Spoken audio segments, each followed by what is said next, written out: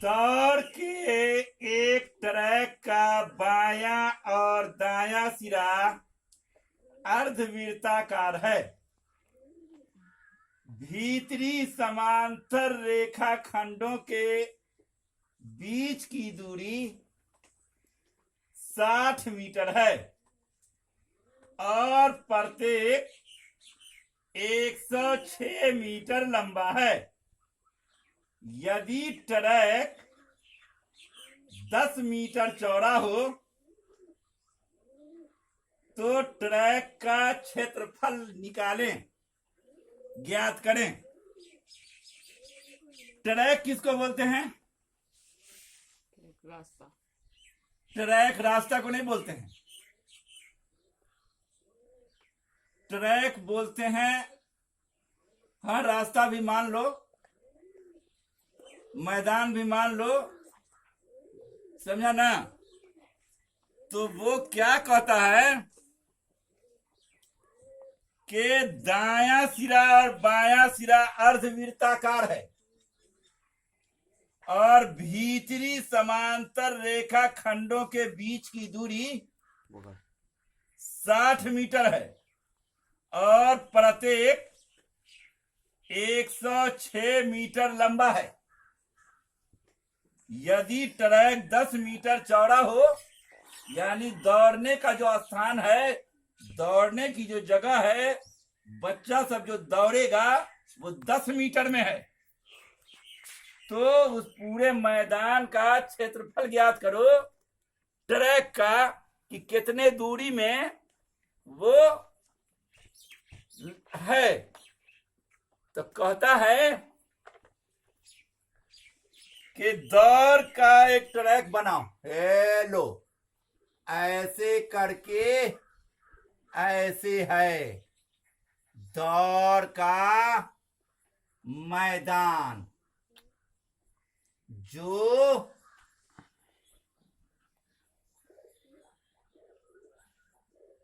10 metre चौड़ा है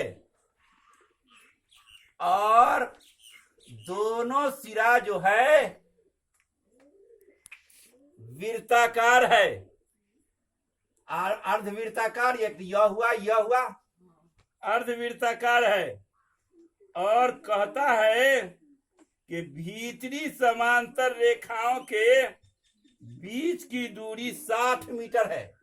यानी भीतर वाला यह हुआ, यहां से यहां तक कितना हुआ? 60 मीटर है और प्रत्येक की लंबाई 106 मीटर है। यहां से लेके यहां तक कितनी है दूरी? 106 मीटर है। तो कहता है कि यदि ट्रैक 10 मीटर चौड़ा है तो ट्रैक का क्षेत्रफल बदलाओ, यानी ये यहां से लेके यहां से लेके यहां से लेके यहां तक क्षेत्रफल बदलाओ। तो ये 10 है तो ये भी ना 10 होगा, ऊपर वाला भी 10। हाँ, ये भी 10 होगा, है ना? ये 106 है तो ये भी ना 106 होगा, ये 106 है तो ये भी 106 होगा, ये 106 है तो ये भी 106 होगा कि नहीं?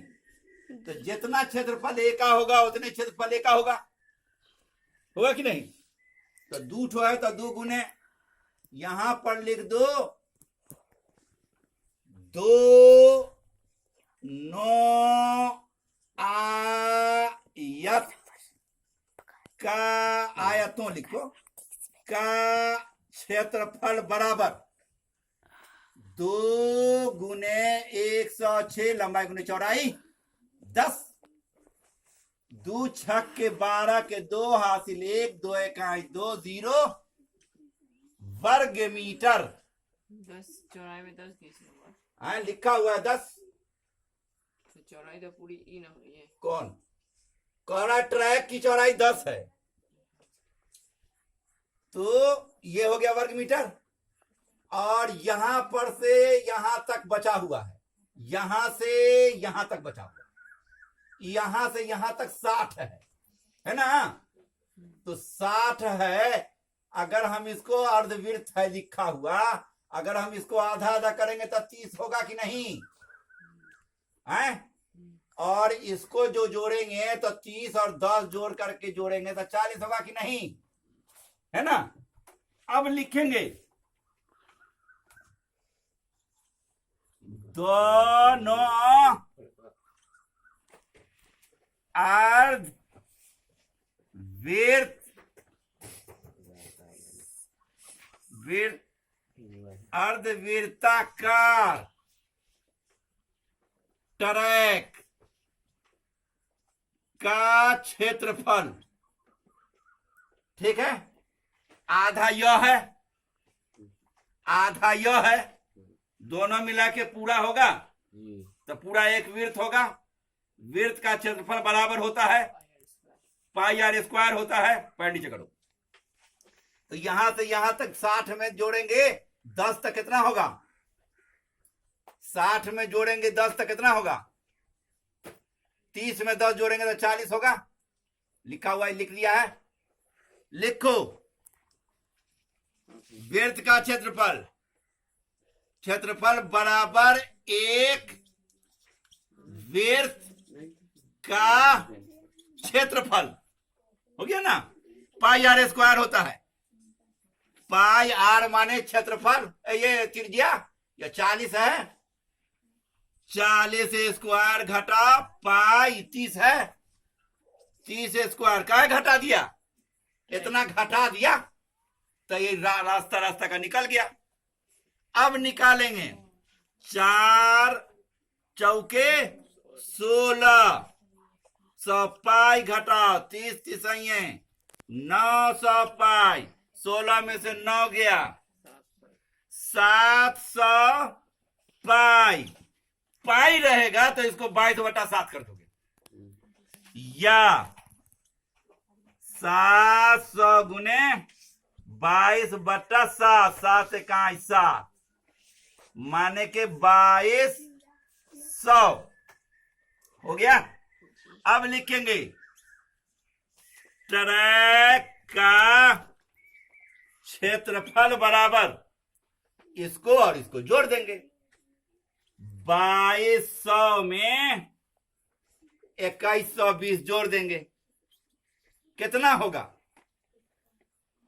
2200 में 2100 जुड़ जाएगा तो कितना होगा, 2300 होगा का, 4300, 2 1 3 और 2 2 4 बराबर 43, 2120 है, 2120 है, 4320 4320 है ना, 4320 वर्ग मीटर।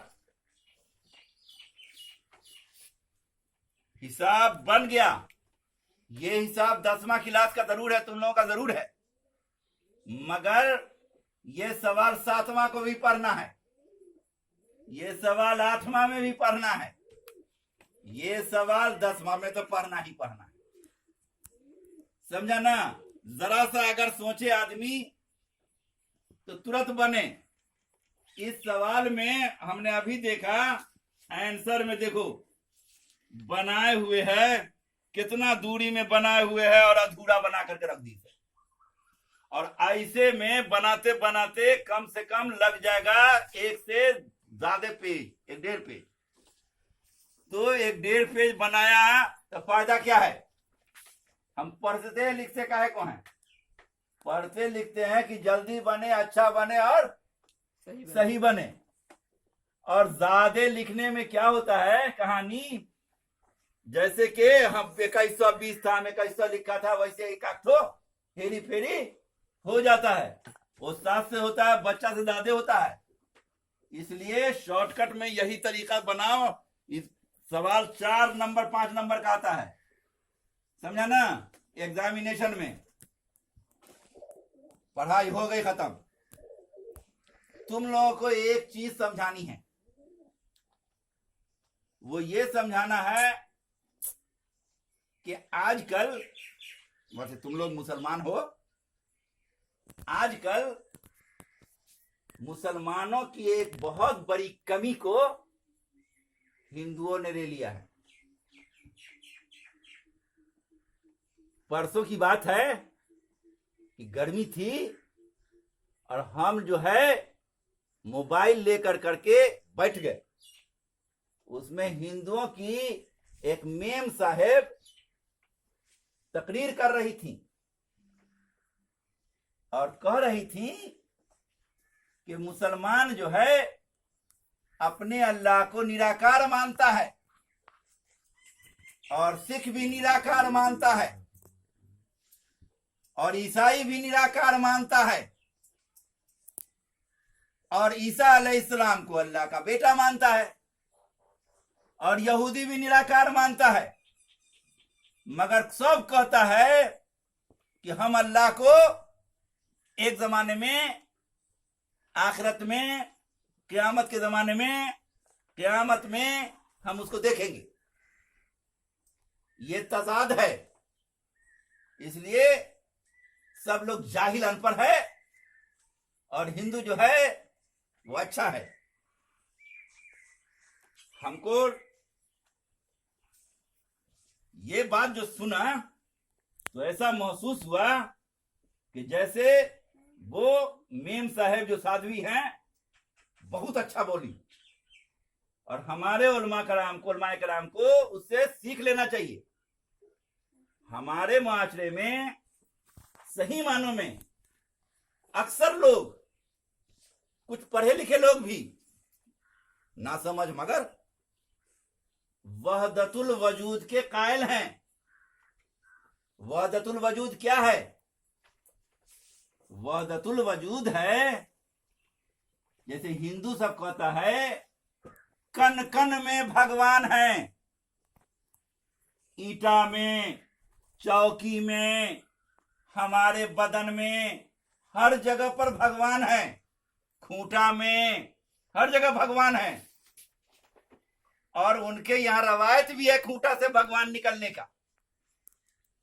इसी को कहा जाता है वहदतुल वजूद पर यकीन रखना कि कन कन में भगवान है। हमारे शरीर के आत्मा में भी भगवान है। कुछ लोग तो आत्मा को ही खुदा मानते हैं। मुसलमान का ईमान ऐसा नहीं है। मुसलमान का ईमान क्या है? अर्रहमानो अलल अर्शिस्तवा। मेरे साथ कहो, बिस्मिल्लाहिर्रहमानिर्रहीम। अर्रहमानो अलल अर्शिस्तवा। एक बार और बोलो, अर्रहमानो अलल अर्शिस्तवा। अल्लाह ताला कहाँ है? अर्श पर मुस्तवी है और इतना दाना है, इतना बीना है, इतना बड़ा है, इतना अजीम है कि हम कुछ भी करते हैं सब अल्लाह ताला देख रहा है। हम क्या बोले वो भी सुन रहा है। हमारे शहरक से भी करीब है। ये अल्लाह की सिफत है। मगर अल्लाह ताला कहाँ है? अर्श पर मुस्तवी है। हमारे रसूल मकबूल सल्लल्लाहु अलैहि वसल्लम को जब मेराज हुई तो फरिश्ता जिब्राइल ने कहा कि इससे आगे आप जाइए, हम जाएंगे तो जलिए जाएंगे। तो रसूलुल्लाह सल्लल्लाहु अलैहि वसल्लम गए। कुछ मुसलमान कहते हैं कि अल्लाह को देखा, कुछ लोग कहते हैं कि नहीं देखा। अल्लाह ताला निराकार नहीं है। हम बचपन में मिलाद सुनते थे तो मौलवी साहब तकरीर करते थे कि जमी ताबे की होगी, आसमां फौलाद का होगा, मोहम्मद तख्त पर होंगे, अदालत में खुदा होगा और हम लोग उसको देखेंगे। निराकार रहेगा तो देखेंगे कैसे? हमको देखने की ताकत अल्लाह ताला नहीं दिए हुए है। बड़ी फरमाइश किया था मूसा अलैहिस्सलाम ने कि हमारा कौम कहती है कि अल्लाह को दिखाओ, तो सब जो देखा एक ही जलवा देखा कि सब का सब मर गया, जल गया समझिए। फिर बड़ी मिन्नत समात के बाद उनको जो है सो अल्लाह ताला ने उनकी दुआ कबूल किया। फिर उनको जैसा था वैसा किया। खुद मूसा अलैहिस्सलाम भी बेहोश हो गए थे एक जलवे से। इसका मतलब है कि अल्लाह ताला निराकार नहीं है। और इसके खिलाफ जो मानता है इस बात को कि हर घर हर कण कण में भगवान है, खुदा है, इसको कहा जाता है वहदतुल वजूद। सब चीज चूंटी पिपड़ी भी अल्लाह को ऊपर मानता है। एक दिन बताया था कि सुलेमान अलैहिस्सलाम की एक ख्वाहिश हुई कि सब मखलूक की हम दावत करें। अकाल पड़ा हुआ था। यह अलग बात है कि दावत उनका कामयाब नहीं हुआ। इस तरह से हुआ कि एक मछली आई, बोली कि हम खाएंगे, हमको भूख लगी है, पहले हमको दे दो। तो हाँ खा लो। एक के लोकमा में पूरा खा लिया, दूसरे लोकमा में पूरा खा लिया, पूरा खत्म कर दिया। आप परेशान हो गए मूसा अलैहिस्सलाम कि अब हम ये सुलेमान अलैहिस्सलाम कि हम क्या करें। फरिश्ते ये जिन्नात सब बरका बरका देग बनाए, इसका देगे समाप्त हो गया, करे तो क्या करे। तो उसने शिकायतन कहा कि अल्लाह मियां हमको रोज खिलाता है और तुमने तो एक के दिन की दावत दिया, हमको रोज पेट भर का अल्लाह मियां खिलाता है। अब उसके अंदर एक रवायत है बनी इसराइली कि एक चूंटी जो है, टिड्डा की रान जो है, घसीट घसीट करके तोहफा में लिए आ रही थी। उसको सुलेमान अलैहिस्सलाम, वही एक बचा हुआ था, सुलेमान अलैहिस्सलाम ने उसको लिया, धो धा कर करके उसको पकाया और उसके अंदर इतना बरकत हुई कि पूरी मखलूक खा ली। बोले क्या हमको वो नहीं करना। वो जमाना में अकाल पड़ा हुआ था। क्या पड़ा हुआ था? अकाल, बारिश नहीं हो रही थी। सब लोग अल्लाह से दुआ कर रहे थे बारिश का, अल्लाह मियां बारिश दे, अल्लाह मियां बारिश दे। तो चूंटी पिपड़ी भी हाथ ऊपर करके, अल्लाह ताला आसमान वाले तो हमारी बात को सुन ले, बारिश हो जाए, नहीं तो हम लोग क्या खाएंगे पिएंगे, मर जाएंगे, हमको बड़ी परेशानी है, बारिश दे दो। चूंटी का सरदार जो था वो आया, ए चूंटियों सब बिल में घुसो, सुलेमान अलैहिस्सलाम का लश्कर आ रहा है, तुमको खचार पिचार के सत्यानाश कर देगा। सुलेमान अलैहिस्सलाम चूंटी की बात या किसी भी मखलूक की बात सुनने के उनको पावर दिया हुआ था अल्लाह मियां ने, मोजदा जिसको कहते हैं। सुनते थे तो सुन कर करके मुस्कुराने लगे, हंसने लगे। कहने का मतलब यह है कि बात कुरान में लिखी हुई है कि अल्लाह मियां कहाँ है? हाँ, आसमान पर है। ये वाकया है, बहुत सारा वाकया है कि अल्लाह ताला एक जो गुलाम हुआ करता था उस जमाने में, बड़े मुश्किल से मुसलमानों ने बांदी और गुलाम का रिवाज को खत्म किया, बड़े मुश्किल से, समझा ना। उस जमाने, बहुत जमाने से चला आ रहा था कि लोग गुलाम का रिवाज, समझा। तो कोई जो गुलाम होता था उससे पूछते थे कि बताओ अल्लाह कहाँ है। तो एक औरत थी जो बकरी चराती थी किसी मालिक का, तो उसके बकरी को कुत्ता उता गिद्दर उधर ले गया एक बच्चा को। तो के मालिक को गुस्सा उठ गया, एक थप्पड़ मार दी। किसको? उस औरत को। ये बात जो है रसूल सल्लल्लाहु अलैहि वसल्लम ने देख लिया तो डांटा। ये क्या तरीका है, एक तो बकरी का बच्चा के लिए उसको मर बैठी, ये कोई बात हुई? तो उनको बहुत अजीब लगा। उन्होंने कहा या रसूलुल्लाह सल्लल्लाहु अलैहि वसल्लम, ये अपने जिम्मेदारी को नहीं समझा। तो उसने कहा कि उसका गिद्दर ले गया तो क्या करती। तो हमारा जी चाहता है कि इसको हम आजाद करें। तो रसूलुल्लाह सल्लल्लाहु अलैहि वसल्लम ने उस औरत से पूछा कि बताओ अल्लाह कहाँ है। तो वो औरत ने कहा कि आसमान पर है। इतनी बात सुनना था कि रसूलुल्लाह सल्लल्लाहु अलैहि वसल्लम ने कहा कि ये तो मुसलमान है, इसको आजाद कर दो, और आजाद कर दिया गया। कहने का मतलब यह है कि वही आदमी को आजाद होता था उस जमाने में। उससे यही सवाल किया जाता था, ये देखा जाता था कि हिंदू तो नहीं है, ये देखा जाता था कि वहदतुल वजूद का कायल तो नहीं है। जब वहदतुल वजूद का कायल नहीं रहता था उसको मुसलमान समझा जाता था और उसको आजाद करने का हुक्म हो जाता था। और जो जब तक के वहदतुल वजूद का कायल रहता था तब तक उसको गुलामी करना पड़ता था। समझा ना। तो कहने का मतलब यह है कि अब पढ़ाई भी हो चुकी, अब दूसरा लड़का का बेर हो गया, अब आप लोग जाइए, छुट्टी कीजिए।